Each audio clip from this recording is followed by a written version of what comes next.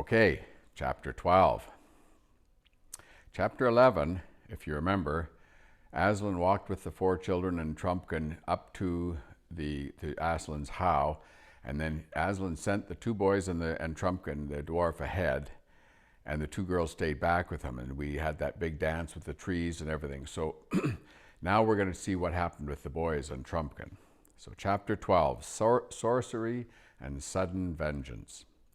Meanwhile, Trumpkin and the 2 boys arrived at the dark little stone archway which led into the inside of the mound. And 2 sentinel badgers, the white patches on their cheeks were all Edmund could see of them in the dark. They leaped up with bared teeth and asked them in snarling voices, "Who goes there?" "Trumpkin," said the dwarf. "I'm bringing the High King of Narnia out of the far past." The badgers nosed at the boys' hands. "At last," they said, "at last." "Give us a light, friends," said Trumpkin.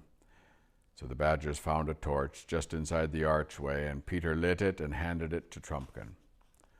"The Dealaf had better lead," he said. "We don't know our way about this place." So Trumpkin took the torch and went ahead into the dark tunnel. It was a cold, black, musty place with an occasional bat fluttering around in the torchlight, plenty of cobwebs. The boys, who had been in the open air ever since that morning at the railway station, felt as if they were walking into a trap or a prison or something. "I say, Peter," whispered Edmund, "look at these carvings on the wall. Don't they look old? And yet, think about it, we're older than that. When we were last here, they hadn't even been made." "Yes," said Peter, "that does make one think."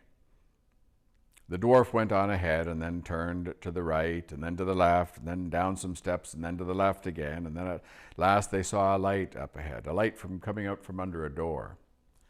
And now for the first time they heard voices, for they had come to the door of the central chamber. The voices inside were angry ones. Someone was talking so loudly that the approach of the boys and the dwarf had not been heard. "Don't like the sound of that," whispered Trumpkin to Peter. "Let's listen for a moment." All 3 of them stood perfectly still on the outside of the door. "You know well enough," said a voice. "That's the king," whispered Trumpkin.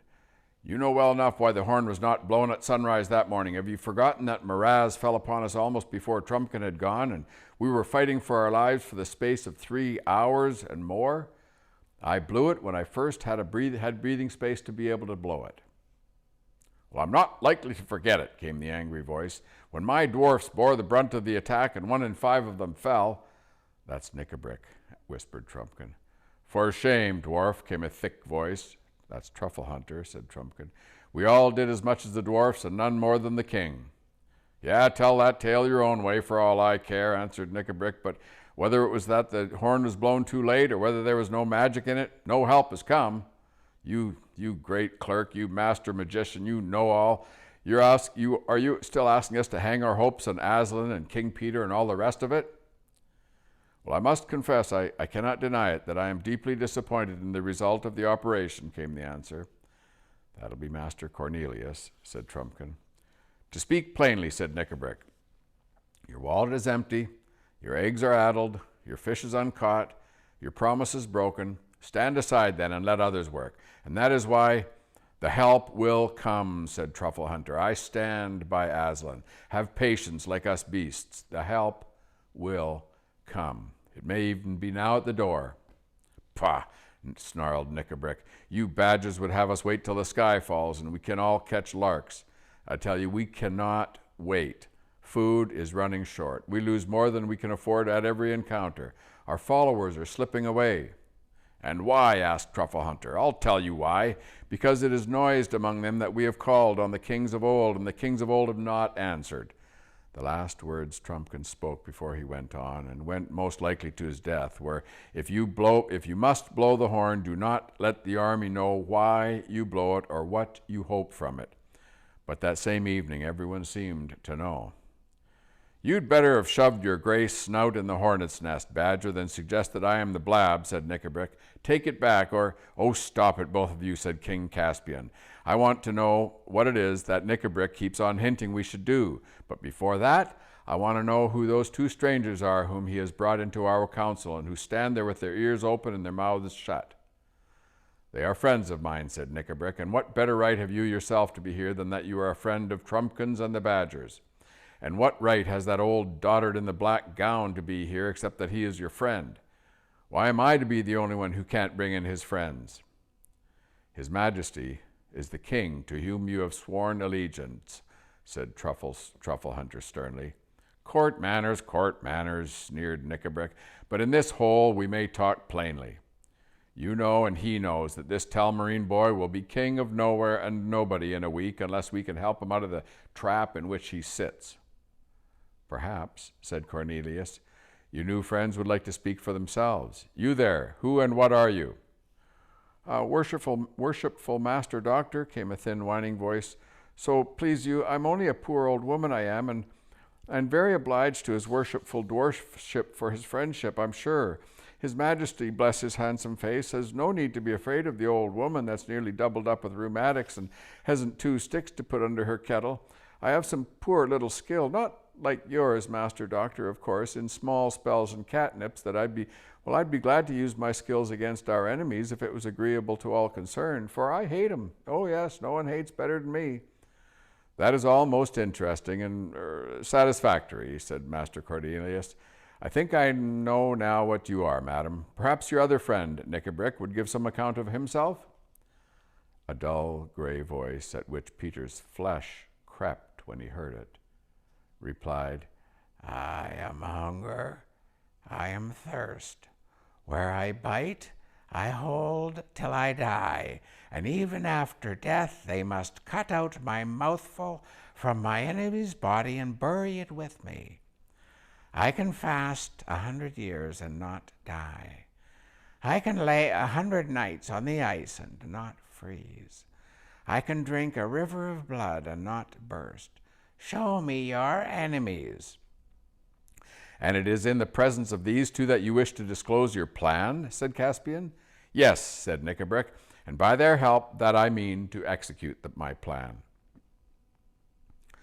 There was a minute or two during which Trumpkin and the boys could hear Caspian and his 2 friends speaking in low voices, but they couldn't make out what they were saying. Then Caspian spoke aloud. Well, Knickerbrick, he said, we will hear your plan. Then there was a pause that was so long that the boys began to wonder if Knickerbrick were ever going to begin talking. And when he did, it was in a lower voice, as if he himself didn't much like what he was saying. All said and done, he muttered, none of us knows the truth about the ancient days in Narnia.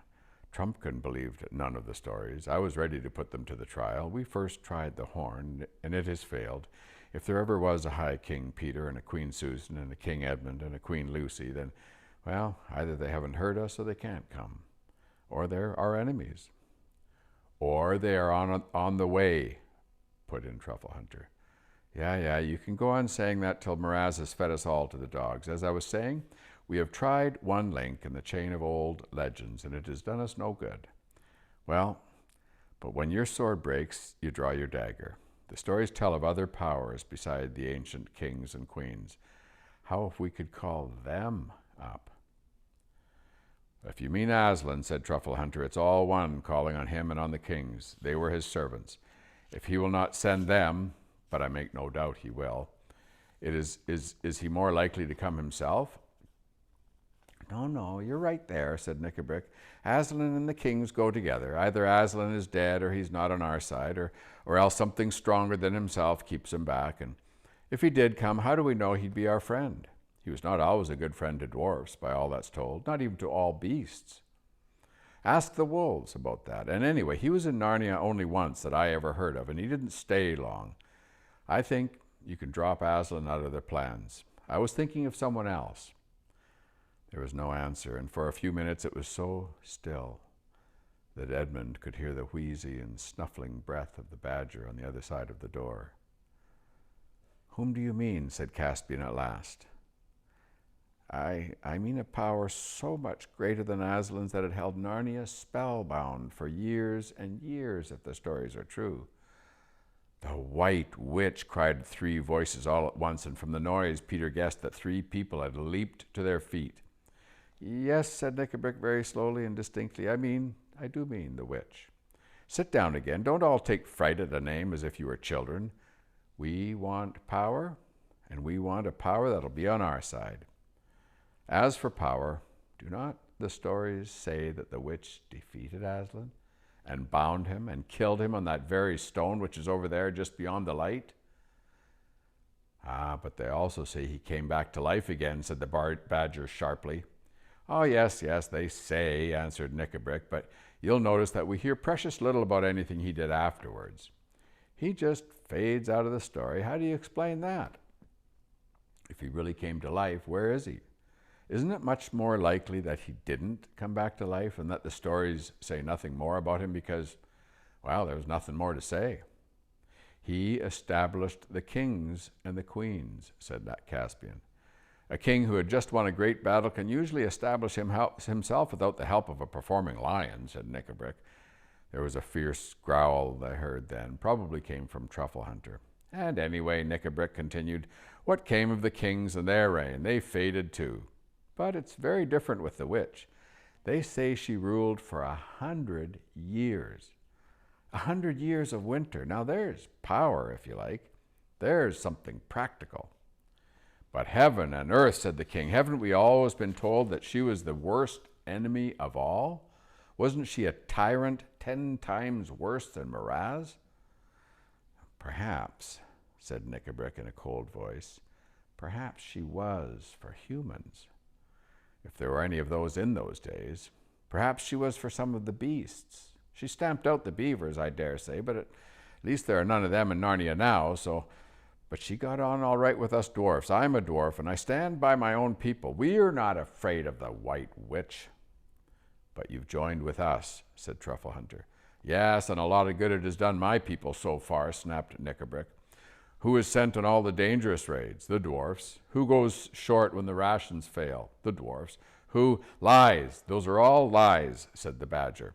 And so, said Knickerbrick, whose voice now rose to a scream, if you can't help my people, I'll go to someone who can.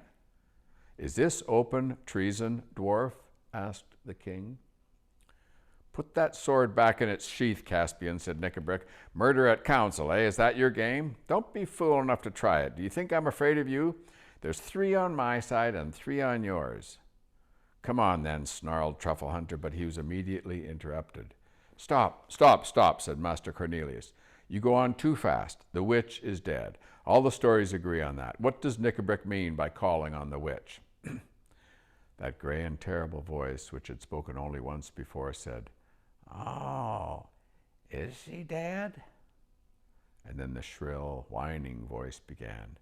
Oh, bless his heart, his dear little majesty needn't mind about the white lady. That's what we call her, being dead. The worshipful master doctor is only making game of a poor old woman like me when he says that. Sweet master doctor, learned master doctor, who ever heard of a witch that really died? You can always get them back. Call her up, said the gray voice. We are all ready. Draw the circle. Prepare the blue fire. Above the steadily increasing growl of the badger and Cornelius's sharp "What?" rose the voice of King Caspian like thunder. So what is your plan, Knickerbrick? Black sorcery and calling up of an accursed spirit? And I see who your companions are, a hag and a werewolf. The next minute or so was very confused. There was an animal roaring, a clash of steel. The boys and Trumpkin then rushed into the room. Peter had a glimpse of a horrible, gray, gaunt creature, half man and half wolf, in the very act of leaping upon a boy about his own age, who that would have been King Caspian. And Edmund saw a badger and a dwarf rolling on the floor in a sort of a cat fight. Trumpkin found himself face to face with the hag, her nose and chin stuck out like a pair of nutcrackers. Her dirty gray hair was flying about her face, and she had just got Master Cornelius by the throat. And one slash at Trumpkin's sword, her head rolled on the floor. Then the light got knocked over, and it was all swords and teeth, claws, fists, and boots for about 60 seconds. And then silence. Are you all right, Ed?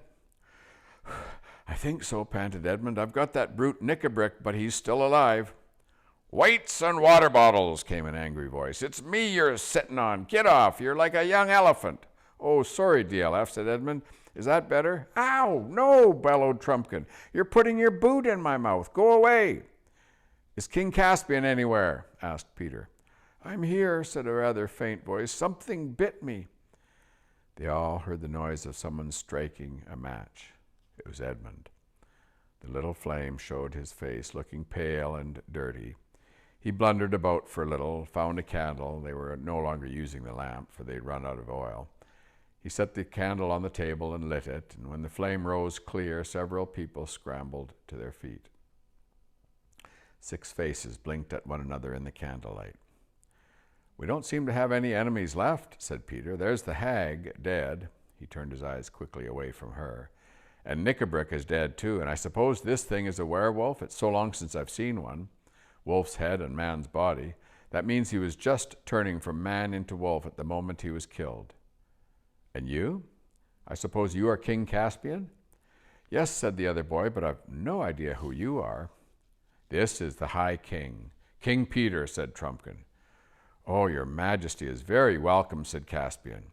And so is your majesty, said Peter. I haven't come to take your place, you know, but to put you into it. Your majesty, said another voice at Peter's elbow. He turned and found himself face to face with the badger. Peter leaned forward, put his arms around the beast, and kissed the furry head. It wasn't a girlish thing for him to do at all, because he was the High King, and it was okay to do that. Best of badgers, he said. You never doubted us all the way through. Well, no credit to me, your majesty, said Truffle Hunter. I'm a beast, and we don't change. I'm a badger, what's more, and we hold on.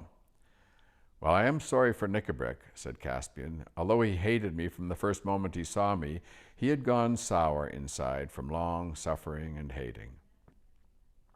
If we had won quickly, he might have become a good dwarf in the days of peace. I don't know which of us killed him. I'm glad of that. Oh, you're bleeding, said Peter. Yes, I was bitten, said Caspian. It was that wolf thing. Cleaning and bandaging the wound took a little time, and when it was done, Trumpkin said, Now, before everything else, we want some breakfast. But not here, said Peter. No, said Caspian with a shudder, and we must send someone to take away these bodies. Let these vermin be flung into a pit, said Peter.